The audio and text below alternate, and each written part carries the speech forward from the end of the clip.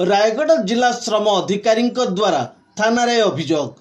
नमस्कार दर्शक, Zee TV Bharat Odia news channel को आपण मानकु स्वागत करुछि। मु रामदास चैनल को सब्सक्राइब कर नथिले सब्सक्राइब करंतु, खबर टी को शेष जाय देखंतु, आवश्यक स्थले अन्य को शेयर करंतु।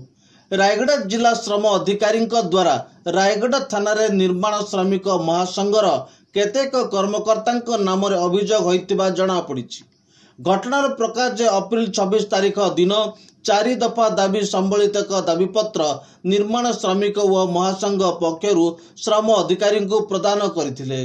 एतिक बेले संघ कर्मकर्ता ऑफिस भितर को धसई पशिबा सह किछि अधिकारी को दुर्व्यवहार करिबा सह अशालीन प्रदर्शन करिबा घटना को केंद्र करी रायगढ़ थाना एवं उच्च पदस्थ अधिकारी को लिखित जणाइथिबा श्रम अधिकारी सूचना जना पड़िछि। निर्माण श्रमिक संघर नेता घटना संपर्क में पचारू 4 दफा दाबी संबलित दाबीपत्र प्रदान करिछु, किंतु कौनसी अप्रीतिकर कार्य करनथिबा कहिथिले। सुनंतु डीएलओ कौन कहउछंती। सर आपन को परिचय दे कहबे। गोपाल कृष्ण मंगराज, जिला श्रम अधिकारी मंगल, रायगढ़। 26/4/2024 दिन अराउंड 10:30 से 10:45 मध्य निर्माण श्रमिक महासंघ नाम एक संघ अधीन महासंघ अधीन किसी लोक को एकाठी करते शांतिपूर्ण भाव केवल दाबीपत्र प्रदान करा, किंतु से ऑफिस भीतर को पशिले।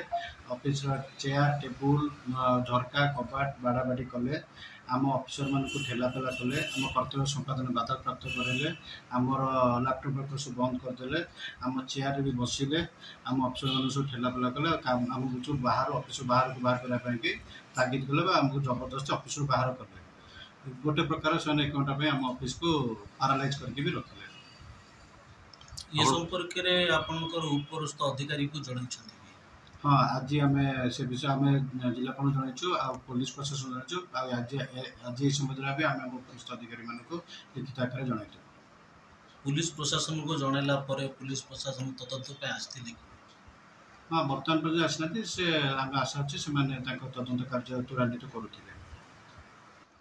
आम 26 तारीख दिन घटना घटना, आम 27 तारीख दिन जाए पुलिस प्रशासन को जन।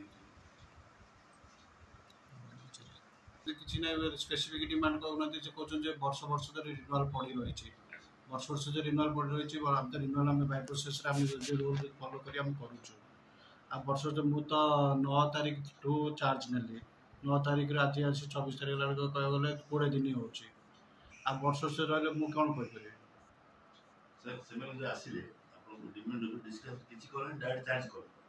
नहीं, प्रथम तो आपको आरंभ मुझे क्लारिफाई कर स्पष्ट कर जिला परिषद कथा जिला परिषद कहते जेहतु बर्तमान आदर्श आचार विधि लागू रही, बर्तमान डिस्कसन करना सी जहाँ दाबीपत्र दबा था दे था, कि दाबीपत्र दबा आसते कि नाराबाजी कर आउटस्पीकर यूज करके आसला सडनली से ऑफिस भर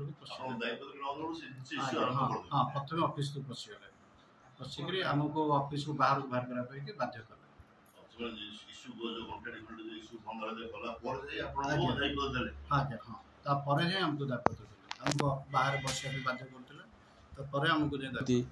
एथि संपर्क अन्य मानकर प्रतिक्रिया मिली नहीं। प्रतिक्रिया मिलले प्रकाश करिबु। Bureau report, ETV Bharat Odia.